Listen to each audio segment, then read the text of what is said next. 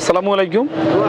প্রিয় দেশবাসী, আপনারা জানেন যে আমরা যে একটা দুঃখে দুঃখিত সেই দুঃখটা হচ্ছে আমাদের গণশুনানি হয় নাই আর তারেক সাহেবের নিবন্ধন হয় নাই।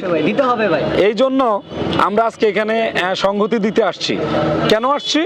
যে আমাদের গণশুনানিটাকে পাশ কাটানো হলো আর তারেক ভাইকে নিবন্ধনটা দেওয়া হলো না।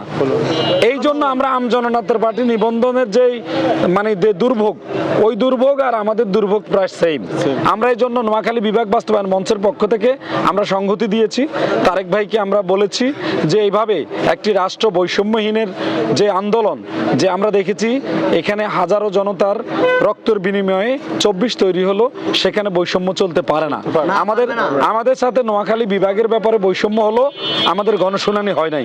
ঐক্যমত্য কমিশন আমাদেরকে বলা যায় ডাহা মিথ্যা কথা বলেছে। সে বলেছে গণশুনানি যেহেতু হয় নাই চিঠি করবে, সেই চিঠি না দিয়ে নাকি উড়াল দিয়েছে।